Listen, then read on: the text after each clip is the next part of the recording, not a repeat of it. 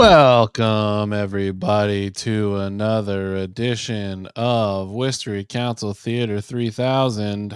I am here, special edition, no city council meeting this week. I think we got another 12 weeks before they come back, I think, potentially. I honestly don't know. I have no idea. I play it by ear every week. Yeah, it's better without. Yeah, we look Tuesday morning to see if we have to work that night. Yeah. We decide from there. Yeah. Big news day today. Huge, gigantic news day. They announced it this morning. They're bringing a Dave's Hot Chicken to Worcester. So I know you guys are all excited. I couldn't, I could barely bring myself to the computer. Yeah, I know. It was a tremendous day. I took a lap around the neighborhood, screaming, whooping, walloping. Yeah. Got to tell you, I'm watching what's his face, Tim Wall speak at this rally, and guy touches his ears a lot. He's an ear toucher. He's an ear toucher, big time. Interesting. But he's got incredible uncle energy. Yeah, to like perfectly matching Kamala's aunt energy. Yeah. Yeah, they got a real aunt and uncle aura. But we don't need to listen to all. We don't need to watch all that. We can't even do that because of some thing that Bryan said. Codices. Yeah, codex. Yeah, we can't. I mean, maybe we could get away with showing it, but I don't think codices. It's not worth. It's not worth losing our access over. So yeah, let's not even try. We're on a thin ice. Let's be honest. We're on thin ice with Twitch as it is. They don't like our whole vibe that we bring. We bring strong. Tim Walz and Kamala Harris bring strong aunt and uncle energy. We bring real weird cousin energy. Oh yeah, don't let that cousin alone in the room with a cat. He'll draw on it. Yeah, he'll teach it weird stuff. This is a show staffed by the weirdest nephews in the family. Yeah. Weird cousin energy. You guys see that Trump is doing an interview with Elon Musk next Monday? So sick. So cool. Lunacy. Yeah. Man. But man, oh man. That rules. Why don't we start the real show though? Let's start the real show. It's not. We could talk to Etel about what's her thoughts on this, but yeah. Let's bring her in. She's our 100% our hero, our favorite person in Worcester, the only person that is brave enough to come on this show time after time and deal with the tough questions. That's right. You may know her from the Haxhiaj Highway. You may know her as the world champion of District 5 city politics. You may know her as the witch of the city council. We have District 5 city councilor Etel Haxhiaj on the program today. Etel, how are you doing? I love the witch description. I dig it. It's the best. Have you ever seen the witch Photoshop that we made? Yeah. Oh yeah. It's good. I plan to bring it back. And we're gonna do a Halloween ride on Mill Street. Yeah. I was actually planning on dressing up as a witch. That's awesome. Yeah. Oh my God. We should all dress up as the flying monkeys and ride behind her. Yeah, do it. From the Wizard of Oz. Yeah. I challenge you. Yeah. Let's bring some fun to Mill Street. Yeah, right. Yeah, that sounds awesome. We should when that gets closer, we'll advertise that, get the date and time up. That sounds like a really fun time. We can even try to do a live put some GoPros on, get it on the stream. That would be amazing. The people from Mass Bike Worcester, they right after we did the Father's Day, there was a chat going on between all of us, and one of them suggested we do a Halloween ride, and I was like, yeah, let's do it. Amazing. Yeah. Well, Etel, we're having you on today for decidedly less cheery topics than that. Most of all, I think the thing that I want to talk to you most about is the statement that you and two came out with about the governor's recent decision to do like the worst thing imaginable with the ongoing migrant crisis and homelessness crisis in the state. Yeah. So I think we should start by just laying the groundwork for people who might not know what are these changes that the governor proposed that went into effect. I believe it's August 1st, right? August 1st. Yeah. Yeah. And I am going to preface all of this by saying that why I really also wanted to come in today is that I want to give people homework, and I am going to use every opportunity I get to make folks that follow this program and others to engage as much as possible, even though I know it feels exasperating. So there's a ton of opportunities to do that. So Governor Healy, who ran as a liberal, I don't know if she ran as a progressive, but she ran as a liberal. She implemented one of the most drastic anti-migrant policies. And even though a lot of the attention has been focused on the migrants, she did also essentially do a very good job at eradicating and really softening the right to shelter through some other policies she implemented months ago. But essentially, if you're a migrant and you're coming into Massachusetts, you can't sleep at Logan Airport anymore. So she shut that down. That was like the only place folks could sleep in. And if you're looking to access family emergency shelter, which is essentially for pregnant women and people under 21 with little kids, you have to stay basically at a respite center for 5 days. And then you decide which alleyway is safer for you to go, because that's literally where people are sleeping.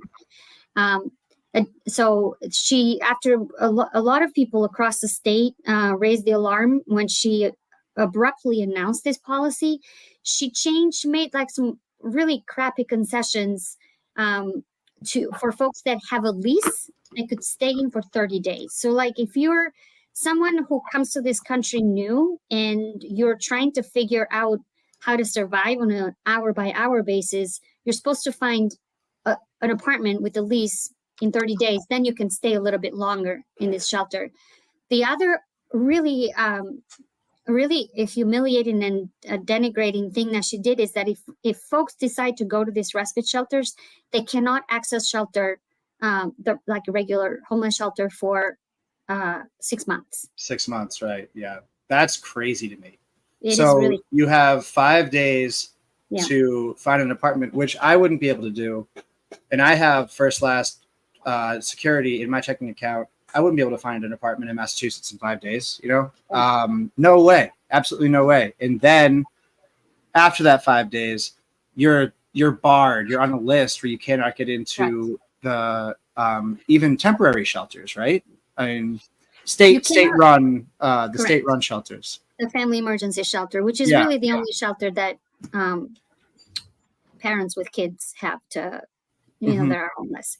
And so, she came out after a lot of advocates around the state held a rally and just pushed back and said, rescind this policy. She came up with the crummy, you can just be 30 days, find a lease, you can stay.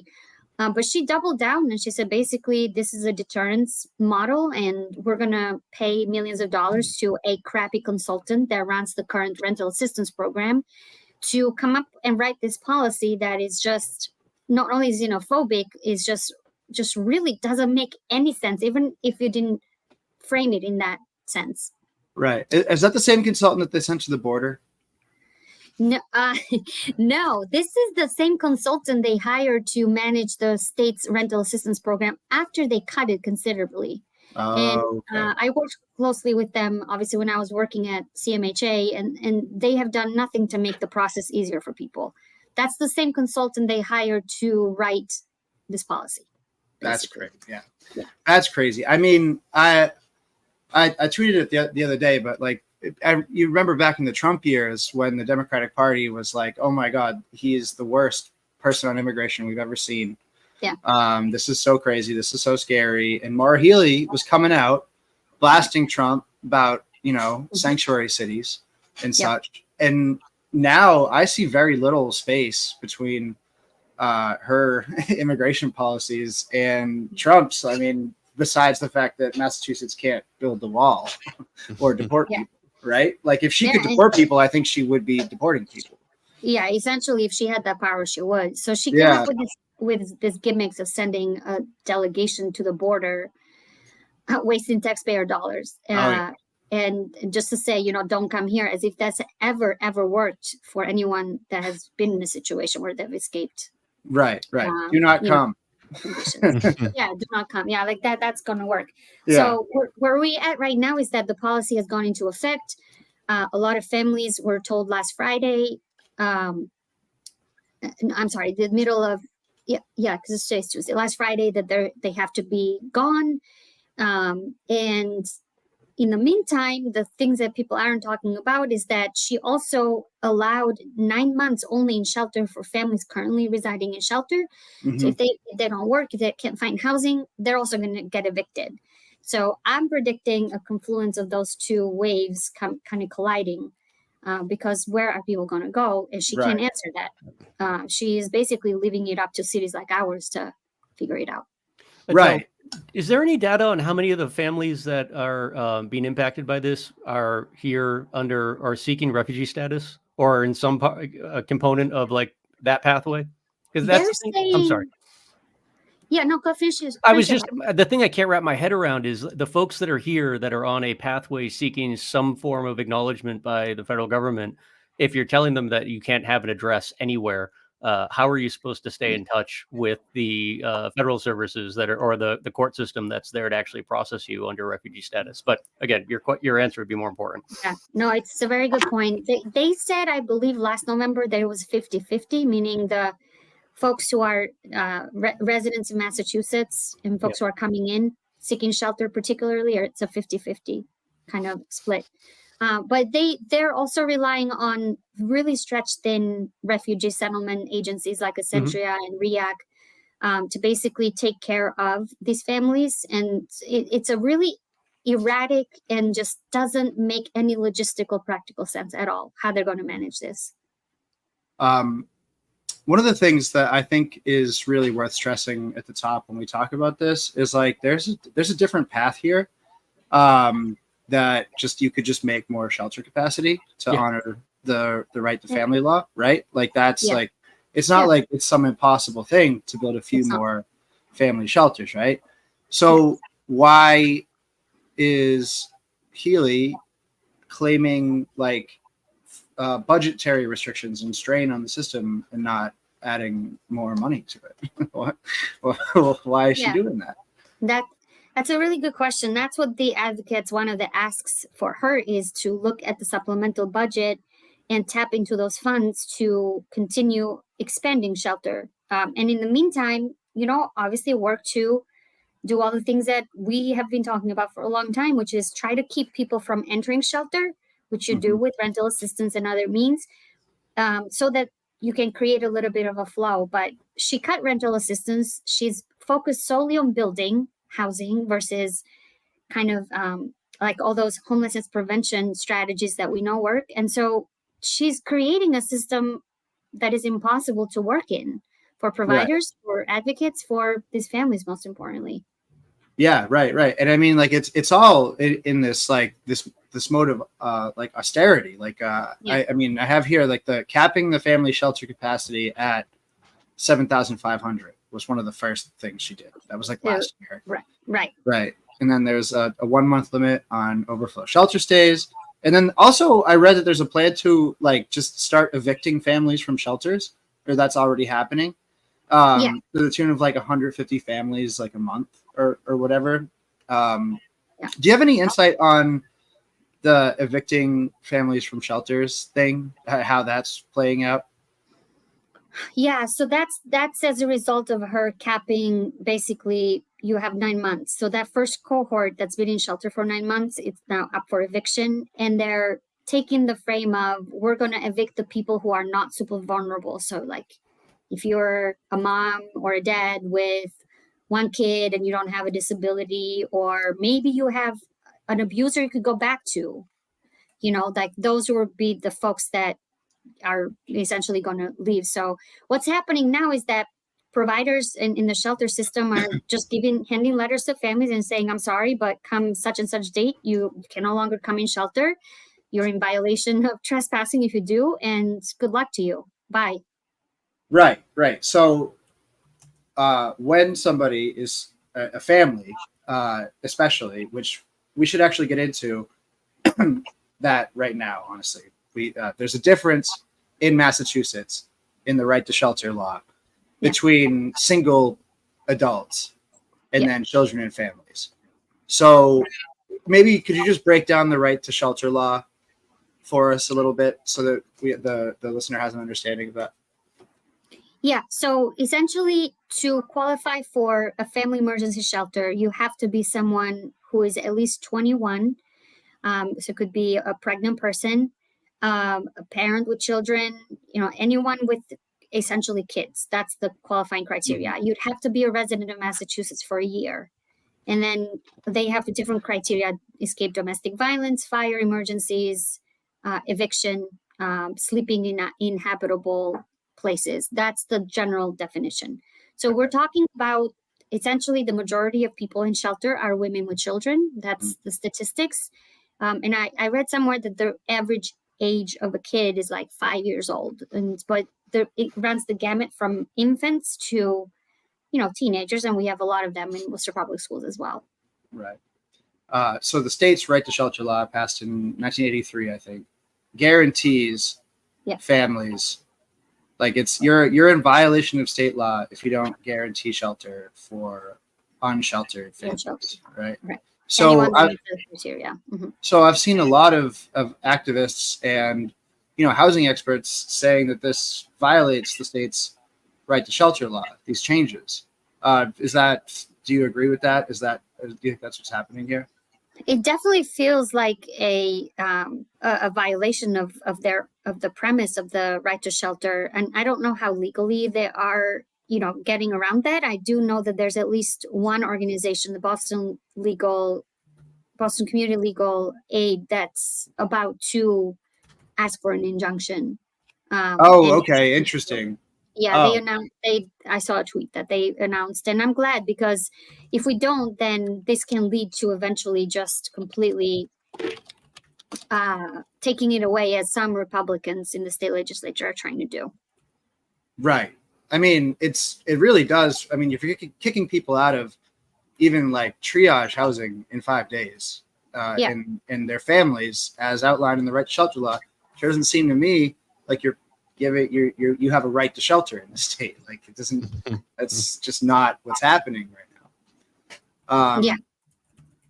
So, what happens to a family or a mother with a young child when they leave and they become what we like to call an unsheltered homeless person? What is that like? Where else can they find housing besides that first shelter that they're allowed to stay in for 5 days? It really, it's what we're seeing on the ground. Actually, I got a call today from someone, a mother with a young child, an infant, that was sleeping at Elm Park because she had exhausted basically all the entry points. But there's literally nowhere to go. You can either stay in shelter, you could try to apply for rental assistance if you have an apartment, so you have to have an apartment, and either that or you crash with your abuser, or people who are crammed in overcrowded housing. A lot of people go to the emergency rooms. Boston banned that from happening. In Worcester, I don't think we have yet. Worcester hospitals, or a lot of people sleep in their cars if they have one. And actually, that's probably the number one story that we're hearing, that a lot of people are sleeping in their cars, or campgrounds, crashing in campgrounds if they don't get caught. Right, because as soon as you enter the status of like an unsheltered homeless person, I mean, I wrote about it a couple of days ago, but you are then subject to the way that we tend to police our unsheltered homeless adults, even if you're a family, right? And the way that we police our unsheltered homeless adults is just a game of whack-a-mole, basically, throughout the city, moving people along trespass orders and outreach, connecting the services. Yeah. It's huge. It's the family homelessness doesn't get talked about a lot, even though in aggregate the numbers of families experiencing homelessness are higher than individuals, and that's because a lot of folks are sheltered, in shelters, and you don't see them. But again, shelter is not housing, so they are essentially homeless. The difference is some people are homeless within four walls, and some people are not. Exactly. And it's a second category that I worry a lot about in terms of what we're going to see in our own city. Right, because up until now, I mean, the state has done a fairly good job making sure that families aren't visibly on the street, right? Correct. Like they're unhoused, but they're not unhoused in the way that we might have like a stereotypical image of sleeping out in the woods in a tent, or just at a bus stop or something like that. Right. But this seems like the inevitable conclusion of this is that families are going to be in these like visibly unhoused, dangerous, unsheltered circumstances, like necessarily, short of the state intervening and building more shelter. But yeah, in Boston, the first cohort of families that was told they have to leave the respite centers, like a group of folks went to the train station and like were taking turns trying to watch the kids and like trying just to manage to sleep in a place that felt somewhat safe. And that's what's going to happen. Worcester does have a reputation of having services and immigration services and really good people that do the work. And so I'm not saying this to be don't come here, because I quite the opposite for me. But I mean that to say the governor has then placed all these additional burdens on communities in terms of cost and managing and coordinating all this stuff without talking to us and without providing any sort of resource. So essentially we have to figure it out on our own, as we have an amazing network of volunteers and people, but it's not manageable. Right. I mean, the small patchwork of homeless support services in Worcester is already struggling to keep up with the demand outside of like an influx of families coming in that previously were helped by the state. But maybe you could lay out like what does that sort of infrastructure look like in Worcester? What are the organizations? What are the shelters? And how much could we conceivably accommodate? So every single shelter that serves any domestic violence survivors, sexual assault survivors, families with kids are at capacity. We have about 4 or 5 of them. Again, you don't gain entry through the organizations. You have to go through the state in the majority of the time. Central Mass Housing Alliance kind of manages the biggest contract. And then there's a patchwork of interfaith organizations that will house a family here or there, mostly congregations. But that's about it. We have one coordinator at the Office of New Americans, Jillian Phillips, who I asked to come and talk to us on council so we can all learn and support her work. And she's doing an incredible job, but she is one person and she cannot manage the flow of requests that come to her. We either families are homeless here or they became homeless somewhere else, and that's about it. That there is no other. That's it. You could get entry into Worcester Housing Authority if you are in one of these vulnerable categories. That wait list is 10 years long, and folks stay there because there's nowhere to go, so you can't transition from one place to another, and that's it.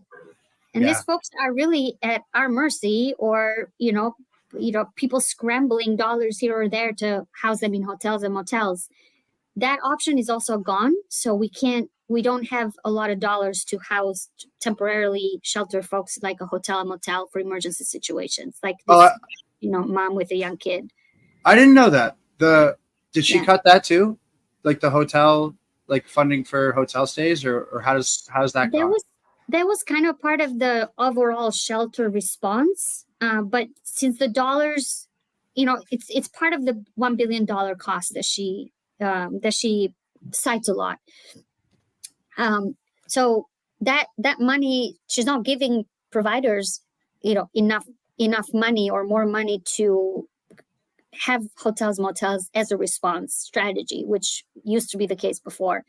So that's it. I mean, that's really the infrastructure. It's pretty. Skinny. It's weird. It's weird you say that it was it's a $1 billion cost for this, because isn't this the same governor who passed a $1 billion tax cut to the wealthy, getting rid of the what is it, the estate tax and some other stuff, yeah. And doesn't some of that money also go to developers? Like, there's a lot of tax cuts for developers in that package too. I mean, I was reading up on every year, 5 million every year she allocated to HDIP, which is the program you're talking about, Bill, which is subsidizing essentially luxury housing. So $5 million a year. I mean, sure, you could subsidize housing of all types. We need all types. But you don't have to say that here, Etel. No, I mean it's true though. I do believe that, in theory I do. In practice, I'm not seeing the benefits. But like, imagine if 2 million, $5 million could go into this. It would. And the funny part is that a lot of the folks that I talk to and have worked with have said that they have come with proposals to slash some costs and create more efficiencies, and the governor has basically ignored a lot of the proposals that have come to her. That's crazy. I feel like this whole situation could be solved with $5 million. Like, or at least give the towns the money to figure it out, because we could do a damn good job at managing this crisis. Yeah, I feel like Worcester with even $1 million would be able to, like, very substantially expand shelter capacity and get some of these permanent supportive housing projects up the ground and such. Yeah. I think that we should get into, while we're on this versus that thing, we should really talk about what HDIP is, because I just recently learned what it actually is, and it was radicalizing. It's crazy. So let me see if I get this right. It's individual developers submit projects and they get state reimbursement or tax cuts for these projects if they don't go below 80% area median income. Like, it has to be luxury for them to get the tax break. Yep. Yes. So it was devised with gateway cities in mind to spur development in cities like Worcester. Worcester happens to receive probably the most dollars out of all gateway cities. And it doesn't have any sort of accountability, doesn't have any labor requirements. It doesn't have any local hiring requirements, doesn't have any affordability, like nothing. And the projects, if you look at them, the reason why they're so expensive is that they add all these weird amenities. I mean, they're weird to me, but maybe they're fine for people that live in them, to make them more attractive. So like you have a doggy spa, you got a rock climbing thing, gym, you have concierge service 24/7. And all those amenities just add more and more to the expensiveness of these projects. And they're not really proven to have any sort of non-gentrifying, non-displacement effect on gateway cities, but they insist that they do. Well, no, you forgot about the trickle down. Oh, the trickle down. Yeah, it's going to trickle down any day now, right? Yeah. I mean, that's their big thing. Yeah. And I mean, this is like, that's what Ed Augustus was preaching for like his entire time as this city manager, and now he is in charge of state housing, and like everyone at the state is adopting this line that if we just let the developers build, if we incentivize them as much as possible, then we'll get enough housing and everyone's rents will become affordable again. This is the part that I find incredibly frustrating as well, Bill. And I know we have like some like really small differences in terms of like thought process on housing development. But this is like what you guys are talking about now is a clear example of how broken policy is in relation to the economy that drives development. So as Etel mentioned, these policies were put in place when gateway cities were actually struggling, right? Like you were trying to get Lawrence, Lowell, Worcester, Springfield, maybe less Worcester, but all of the gateway cities as a whole get new development, get cranes in the air, right? Like it should get something happening. So it wasn't just the seaport in Boston. Yeah. And then the entire housing market shit the bed. Through quantitative easing, we brought interest rates down to 0. And for whatever reason, nobody at the State House said, hey, we don't need to incentivize development anymore because development is free, right? Like, I mean, the very process of putting a shovel in the ground, you were making money because interest rates were 0. And this is just buckets of cash that could have been in parallel put towards developing workforce out, however we label it today. It's like, because at the end of the day, like, and again, this is like where we divide just a little bit. Like, I don't give a shit what somebody wants to spend their money on, right? I think more to your point, Etel, like I have no interest in, concierge service. If it was offered to me at my house, I don't think I'd pay for it. But it's like, if somebody wants to pay for it, great. But don't ignore the entire other segment of the population that literally doesn't have a fucking roof because the majority of elected officials in the state, or policymakers, I should say, just in general, policymakers don't understand how the fucking economy works. And it's like, it's so nauseatingly frustrating to me that like we just had 20 years. Or understand it perfectly. What if they understand it perfectly and they're a part of a real estate cartel? I don't think that's actually the case, because it's like when I think I know. I'm not saying it is. I'm just saying. No, where I agree with you is because it's such a massive lobby. Like the State House is terrified of the Mass Realtors Association and all the development groups. They are horrified of them because if an email goes out, and I get them all the time as a real estate agent, right? Like their phones don't stop ringing for weeks. But it's like the last one I got, like the fear mongering that it was putting in place about whatever, it was the latest bond bill. It was about one line in there that was going to mandate home inspections, right? Like, and the fear mongering that went into it actually had nothing to do with the bond bill itself. And all they were trying to do was create a level playing field so that people weren't forced to forego home inspections while making like insane bids on single family homes, which is kind of the norm in the industry now. And it's atrocious. Like I tell most of my clients up front that I'm probably not going to work with you if you're not willing to do a home inspection, because that's stupid. But like, that's what the Realtors Association wants to have happen, because it just makes the process go quicker, and you're more likely to have bidding wars as a result because problems will go unseen. So I guess this is. That's an aside. The point is just like, you're right, Bill, in the sense that lobby is huge, so they get whatever they want. But that's what like when we talk about that, like, is that simply what it comes down to? Because for somebody like Ed Augustus, who wasn't in an elected position when he was city manager and is not in an elected position now, is it just that he wants to protect like his access to jobs in the future, so he's gonna like, I'm sure there's some of that, but I mean, I do think, Etel, you can answer this question better on a local level. Like when you as a body are discussing TIFs and diffs, like how many of your colleagues, like outside of the folks that are actually hands-on with that stuff, like the Peter Dunns and whatnot, that actually understand the process, how many people even know what those are and realize that they don't mean anything to people who are, again, making money just by virtue of building something? And that ship has sailed now too, because interest rates are high. So we're seeing a slowdown in construction, but we just missed this massive 20-year opportunity to capitalize both on a massive amount of development that was going to happen anyways, and have free cash to insert into making sure everybody had a roof over their head. Yeah, why doesn't that happen? Well, so more, I think it goes beyond Augustus. To be honest with you, I don't even know what he's doing, and if he's doing anything. But the problem is that the real estate developer, the building industry as a whole, it's got a huge leverage on governors and the federal government, and these policy decisions aren't just like coming from a measly secretary of housing. Like, he's really, in the grand scheme of things, Ed Augustus really doesn't have much influence.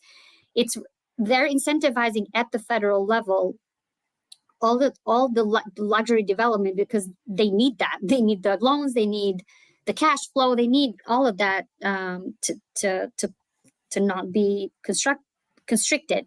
So the low-income housing small developer industry, which is basically the CDCs or small-scale developers, they don't have access to lending. They don't have access to influence. They don't have access to the governor in the same way that what's his name? The former city manager. Michael Bryan. Yeah, in the same way that Wind Development does, which is a multi-state. I believe it's a multi-state. Yeah, right. Federally indicted, I believe, right now. Yeah, and right, and so it's much more. And so we at the local level are having to absorb all these crappy policies with zero means of addressing them, because what can we do? We can't even pass home rule petitions. Right. Because they get stuck at the state legislature. The shit rolls downhill. Yeah. The state controls basically anything we can do. Right. And then once we try to do things that like we can do that are within our power, we watch the city council throw months-long hissy fits about it. And I this wasn't on the things that I wanted to talk about, but we got to talk about ADUs. I mean, God, but just real quick. I mean, so the state just passed a bill that overrides. Before you go, I do have to pick up my son very, very soon. But can I just rewind back, because I don't want to forget that Councilor Nguyen and I are doing something else related to the governor's policy. We drafted a letter that will be. It's modeled after Boston and Chelsea city councils. Okay. And are trying to get signatures from our colleagues on the city council and school committee to email the governor, make it public, and add, I guess right now it's just me and two, essentially. Nobody else has signed on as far as I know, to basically ask her to rescind the policy. So we're going to try to get some of our progressive counselors across the state to sign on as an additional action to the statement that we created. This you sent me a link here for taking action to call on the governor to rescind the policy, and this is for the public, right? That's for the public, yeah. So I'll put this in the chat if you want to. Yeah, that would be one good action that Worcester folks can take. Mm-hmm. The form is very easy. You don't need to personalize it, but if you can, Worcesterize it as much as possible, and then that would be a really good action for Worcester folks to join to an eye. And then, so is there anything else coming up on this front that people should be aware of? I see here that the Office of Housing Stability, maybe we don't have time to get into that right now, but is that going to be on a council agenda soon? Or it's going to be on the council's agenda. It would be super helpful to have folks call in. Calling and being there in person is always good, but if people can support that would be wonderful. Or you can email, but I would suggest to show in person. Yeah, and that's so the city council meeting is what, 2 weeks from now? Yeah, 27th at 6 p.m., not 6:30. Right. I love it when I do that. So the Office of Housing Stability, real quick, what is like the 2-sentence description of what that would be for the city and what that would help do? What we're hoping to do and propose is what Somerville and some other cities have done, which is not to separate housing and homelessness into different houses, so to speak. So right now that's split between Health and Human Services and Economic Development. Economic Development oversees all housing policy, so to speak, and HHS oversees all homelessness prevention policies. What I think should be done is have one division that oversees both. Those things shouldn't be separate, and take away housing from the Economic Development, because then it becomes less about housing in the way that we want it to be and more about growth and things that hurt people. So there's models of that. I would love for the city to hire a really strong housing and homelessness policy person to oversee that. And I would love for them to also kind of have a coordinating plan, which now that it's separate in 5-year homelessness strategy, all these different housing policies and they don't talk to each other. They don't interface with one another in the way that I think it's effective. Mm-hmm. So it's not creating and expanding. It's just basically saying, can you have one thing that's focused simply on renters also, which is a huge gap that we have in our city. Right. That sounds good to me. We'll see where it goes. Etel, we'll let you get out of here. We'll let you go pick up your son. Thank you so much for Thank you, Etel, coming on the program and for hanging out with us.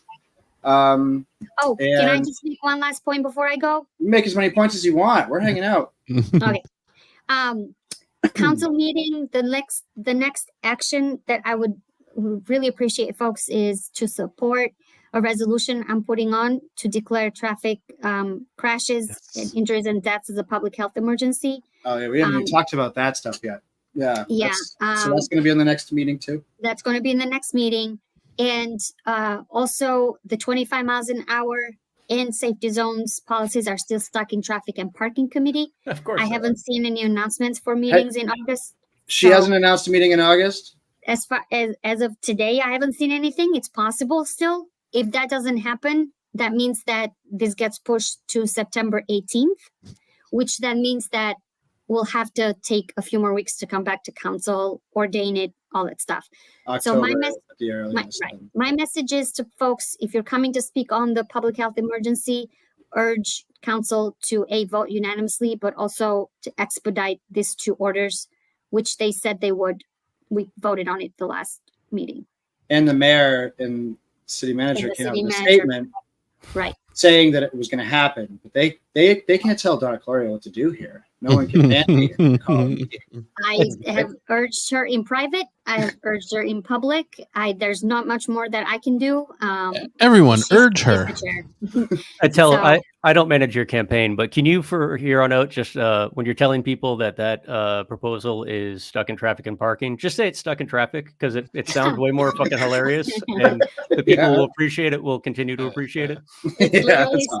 It's literally stuck in traffic, and it's not even moving at 25 miles an hour. Because Donna Calorio packed it. Something like that. All right, y'all. Thanks for having me on. Thank you, Etel. We really appreciate it. Yeah. Right, take care. All right. We'll see you soon. Oh, that was great. We love having Etel on. Thank you for organizing that, Bill. Yeah, of course. Yeah, it was a very illuminating conversation. Really, one of the like statewide experts on the way that housing and homelessness works. It's a real credit to have her on the city council, and that's why most of them can't stand her, because she like actually understands has politics and understands the issues in front of us. If only your damn kid didn't need a ride, we could have kept going all night. Yeah, fucking kids.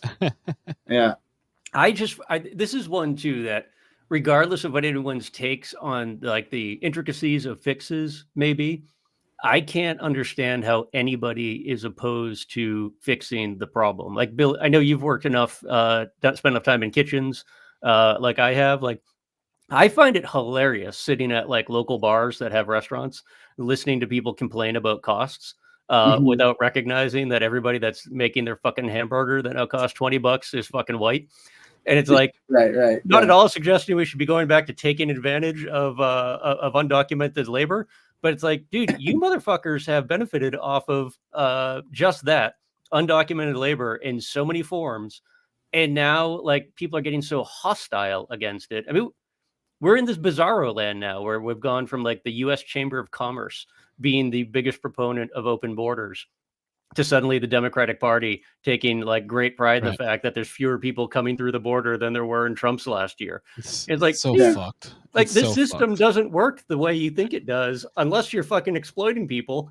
It is like we're to the point now where like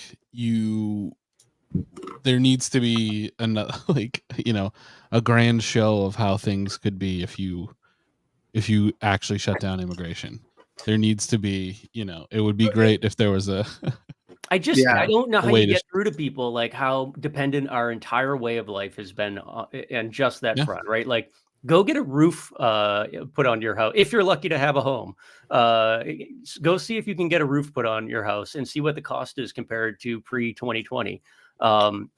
And then tell me what the makeup of the people standing on your fucking roof in 98-degree weather looks like. 'Cause it doesn't look the same as it did in 2020. Like that's just a separate economic argument that you'd think would appeal to the most cynical people. Yeah, you don't even take the moral argument into account. Like, that's like on the basis of like I'm kind of working my way around it because I don't want to sound like a cynical piece of shit, but I mean, that's kind of the whole point, right? Like, you can actually take morality and throw it into a fucking dumpster fire and still end up in a better place than we are now when it comes to the housing side of it. Like, do J.P. Morgan gave a shit about illegal immigration? Like, do you think the Rockefellers gave a shit about illegal immigration? They were like, yeah. No, they cared about building the fucking Brooklyn Bridge. Exactly. Yeah. I mean, it's crazy. Also, every single contractor that you hire that you're like, wow, they're you know, a nice Irish name. They're all illegal immigrants. Yeah, big time.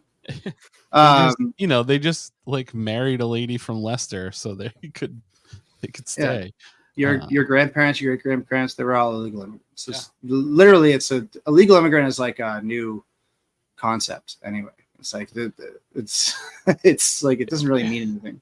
It's and yes, it's just fucked. And in this like in another world, I mean, we'd be welcoming like an influx of migrants from South America right now. Right. I mean, like why is this like being made out to be a boogeyman by nobody wants to work anymore. We need people.